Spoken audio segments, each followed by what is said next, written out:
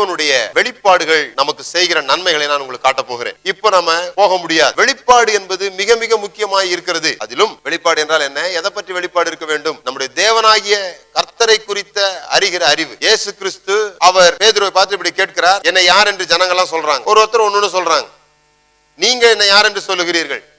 நீர் ஜீவனுள்ள தேவனுடைய குமாரனாகிய கிறிஸ்து என்று சொன்ன உடனே அவர் சொல்லுகிறார், நீ பாக்கியவான், நீ மற்றவர்களோட கொடுத்து வைத்தவன், மேலாக இருக்கிறாய். பாருங்க, ஒரு வெளிப்பாடு ஒரு மனுஷனுடைய பாபத்தை, ஒரு மனுஷனுடைய இயற்கையான நிலையையே மாற்றிவிட முடியும். Revelation can change your nature. கர்த்தரை குறித்து கிடைக்கிற ஒரு வெளிச்சம் மனிதனுடைய வாழ்க்கையை தலைகளாக மாற்றுகிறது. இந்த ரூத் கதையிலே நாம் பார்த்தோம், ரூத் போவாசை சந்திக்கிறார்கள்.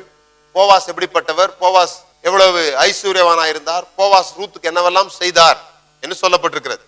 இதுல மிக முக்கியமான ஒரு வசனத்தை நான் வாசிக்கிறேன். ரூத் 2வது அதிகாரம் 11வது வசனத்திலே, அதற்கு போவாஸ் பிரதியுத்தரமாக, உன் புருஷன் மரணம் அடைந்த பின்பு நீ உன் மாமியாருக்காக செய்ததும், நீ உன் தகப்பனையும் உன் தாயாரையும் உன் ஜென்ம தேசத்தையும் விட்டு முன்னே நீ அறியாத ஜனங்களிடத்தில் வந்ததும் எல்லாம் எனக்கு விவரமாய் தெரிவிக்கப்பட்டது. உன் செய்கைக்கு தக்கதாக பலனை கர்த்தர் உனக்கு கட்டளையிடுவாராக. போவாஸ் சொல்லுகிறத பாருங்க. அவர் சொல்றாரு, நீ செஞ்சது எல்லாம் எனக்கு விவரமாய் தெரிவிக்கப்பட்டது.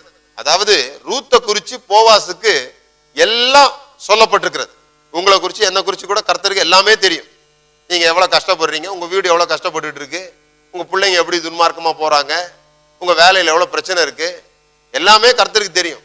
ஐயோ கர்த்தருக்கு தெரியாதா, கர்த்தர்ட்ட நான் புலம்புறேன், கர்த்தருக்கு கேட்கலையா, கர்த்தருக்கு கண்ணு இல்லையா, கர்த்தர் இது ஏன் பார்க்காம இருக்கிறாரு அப்படிலாம் நினைச்சுக்காது. எல்லாமே கர்த்தருக்கு தெரியும். சரி, எல்லாமே கர்த்தருக்கு தெரியுது, அப்புறம் ஏன் எங்க வாழ்க்கை மாற மாட்டேங்குது? உங்களை குறித்து கர்த்தருக்கு தெரியும். கர்த்தர் சர்வ வல்லவர், சர்வ ஞானி, சர்வ வியாபி. உங்களை குறித்து சகலமும் கர்த்தருக்கு தெரியறதுனால நம்முடைய வாழ்க்கையில எந்த மாற்றமும் ஏற்பட போறது இல்ல. ரூத்தை குறிச்சு போவாசுக்கு எல்லாம் தெரிஞ்சதுனால ரூத்தனுடைய வாழ்க்கையில பெரிய மாற்றம் வரல. உன்னை பத்தி எல்லாம் எனக்கு தெரிஞ்சதுன்னு சொல்லிட்டு அவர் என்ன பண்ணாரு, கொஞ்சம் அப்பத்தை கொடுத்தாரு, கொஞ்சம் பொறுக்கிக்கிறதுக்கு சிந்தி விடுங்க அப்படின்னு. இப்படிதான் அநேகருடைய கிறிஸ்தவ வாழ்க்கை இருக்குது. ஏதோ வர்றோம், சபைக்கு வர்றோம், கம்யூனியன் எல்லாம் எடுக்கிறோம், அப்பமும் ரசமும் எடுத்துக்கிறோம், கொஞ்சம் காலையில இருந்து சாயந்தரம் வரைக்கும் பொறுக்கி ஒரு படி கோதுமை எடுத்துட்டு போன மாதிரி எவ்வளோ கஷ்டப்பட்டு கொஞ்சத்துல ஏதோ கிறிஸ்தவத்துக்கு வந்ததுல இயேசு அறிஞ்சுக்கிட்டதுல ஏதோ கொஞ்சம் ஆசீர்வாதம் இருக்கு அப்படின்ற மாதிரி போறோம். இது தேவன் நம்மை பற்றி அறிந்திருப்பதினால் நம்முடைய வாழ்க்கையில எந்த பிரயோஜனமும் இல்லை என்பதை நான் உங்களுக்கு சொல்லுகிறேன். ஆனா ரூத் அன்னைக்கு சாயந்தரம் மாமியார்ட்ட போறா, அவளுக்கு எல்லாவற்றையும் கொடுக்கிறாள், மீதி எடுத்துட்டு வந்ததெல்லாம் கொடுக்க. பின்னும் நகோமி அவளை பார்த்து, அந்த மனுஷன் நமக்கு நெருங்கின உறவின் முறையானும் நம்மை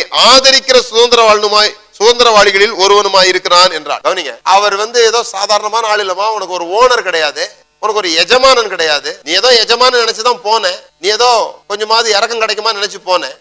ஆனா அவர் எஜமான் மாத்திரம் இல்ல, அவர் நம்முடைய உறவு என்பதை அவர் சொல்லிக் கொடுக்க. இன்றைக்கு உங்களுடைய வாழ்க்கையிலே மிகப்பெரிய வெளிச்சம் எங்கு வர வேண்டுமானால் கர்த்தர் எஜமானா இருக்கிறார் என்பதெல்லாம் சரிதான். ஆனால் நம்முடைய வாழ்க்கையிலே மாற்றம் வர வேண்டுமானால் அவருக்கும் உங்களுக்கும் உறவு இருக்கிறது என்பதை நீங்கள் அறிந்து கொள்ள வேண்டும். பழைய ஏற்பாட்டு புஸ்தகத்திலே அவர் எல் ஷடாய், எல் ரோயி, எல்லாம் வல்லவர், இப்படி எல்லாம் அவரை தன்னை வெளிப்படுத்தினார். ஆனால் இயேசு கிறிஸ்து யோவான் 17வது அதிகாரத்தில் இப்படி ஜெபிக்கிறார், உம்முடைய நாமத்தை நான் அவர்களுக்கு தெரியப்படுத்தினேன் என்று சொல்லுகிறார். இயேசு தேவனுடைய நாமத்தை நமக்கு தெரியப்படுத்தினாராம். என்ன நாமத்தை தெரியப்படுத்தினார்? அவருடைய நாமம் என்ன? பிதா என்கிற நாமத்தை தான் அவர் தெரியப்படுத்தினார். ஃபாதர், அப்பா. இந்த அப்பா என்கிற வார்த்தை ரொம்ப இன்டிமேட்டான, ரொம்ப நெருங்கிய ஒரு உறவு சொல். தகப்பனார் அப்படி சொல்றதை விட அப்பா அப்படி சொல்லும் போது இன்னும் நெருங்கின ஒரு உறவு நமக்கு கிடைக்கிறது. அதனாலதான் பரிசுத்த ஆவியானவர் அப்பா பிதாவே என்று அழைக்கிற புத்திர சுவிகாரத்தின் ஆவியை நமக்கு தந்தார் என்று சொல்லப்பட்டிருக்கு. அப்பா ஃபாதர், ஃபாதரையே அப்பா என்று கூப்பிடுகிற ஸ்லாக். அதெல்லாம் அந்த இஸ்ரேல் ஜனங்களுக்கு, எபிரேய மக்களுக்கு